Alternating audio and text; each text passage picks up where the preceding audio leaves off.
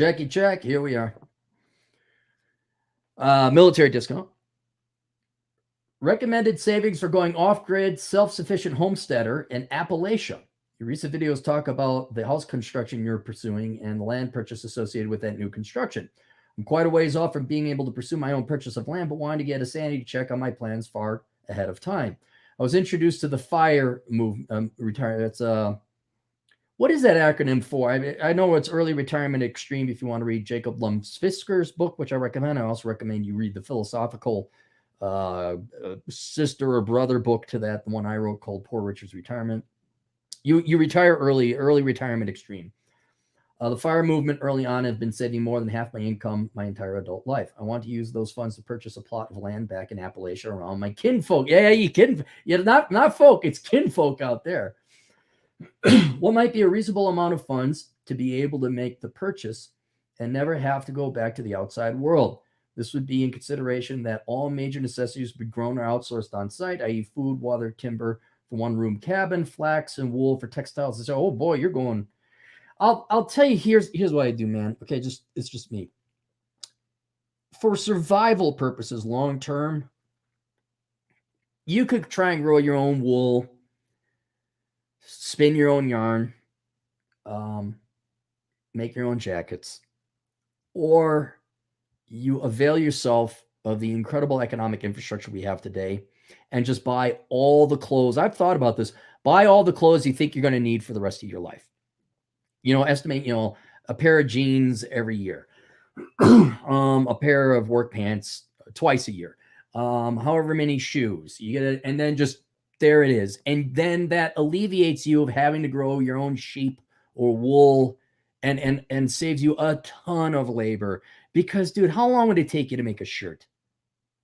Like, I mean, you got to grow the darn sheep. Then you got to shear the sheep. You got to clean the wool. I'm sure it would take you at least a week of labor to do that. Whereas for $5, you go to Walmart and just load up. Heck, go to Goodwill and get them for near free. Go to that I would not go to that level of minimalism and self-supportation. Take advantage of the functioning economy we have now and stock up on those basic necessities. So at least you're never without clothes. Jackets, just and then store it. So we saved you there. We saved you the cost of your consultation right there. This would be considered as an outgrown source. Well, you need food and water, timber for a wood-burning stove. Currently 25 and serving in cybersecurity for a branch of the military, but I don't desire to engage with the world in mass. I have around 200,000 in savings between all accounts and assets. Plan was to have saved till I reach 500,000 and move back, work odd end jobs, and maybe even be a teacher. As the laws are changing, where a teaching degree isn't required. Well, a teaching degree was never required to be a teacher. It's just to go work as an employee at the public schools. That's great to hear that people are finally realizing you don't need a degree to teach. It's not a real skill. And help my pa and the family plot till neighbors die off and can make some purchases. Am I being unreasonable with this plan? Any wisdom you can impart that may be useful in flushing out the plan? Other individuals who may be useful information to sort. Bunker basics with bunker basics with Bunker Bob. Take a look. That's more survival. But I check him out. Other individuals. Sorry, I'm not quite laconic. Oh, dude, I'm just an author. I don't know what that means. Quote price accordingly. All right. I love your plan. Sounds like you want to do what you want to do. You want to, and you're going to be backed by your family, so you're going to have a community, you're going to have a network there. I like it. I like it a lot. Like I said, in addition to clothing, other things that you can pick up now, like if you're committed to this, which I'm not against you doing, if you're committed to this, think of everything you're going to need over the course of your life in terms of basic necessities and supplies.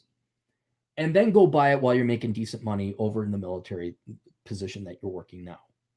I would also avail yourself of the GI Bill, and you could, I guess you could go be a teacher, but maybe you might want to get some programming certifications so that if push comes to shove, you can always program remotely. And I know, ha ha ha, it's Appalachia. Where's the still? And somebody go get Otis out of jail with Andy Griffith. Uh, but you have internet out there, I'm sure. Just be, you already got a experience in it. Something to consider. You can take it online. You don't have to be physically attending school. But I would be buying other things like, motor oil, although you don't know what type of car you're always going to get, but, a good set of tools, your capital items that you're going to, tools, power to things like that. I'd buy those if you don't have them. Anything you're going to need to maintain your home, like weed whackers, lawnmowers, chainsaws, the tools to sharpen chainsaw blades, all that, it's that you're looking at least 20 grand of investment easy. So I would stock up on that stuff so you're not stuck, chopping down trees with an axe and you're using a chainsaw instead. I don't know how rustic you want to go. But then when it comes to the money, when you have 200,000 in savings between all accounts and assets, is any of this retirement money, like in a 401k or an IRA? I guess yours would be a thrift savings pro TSP.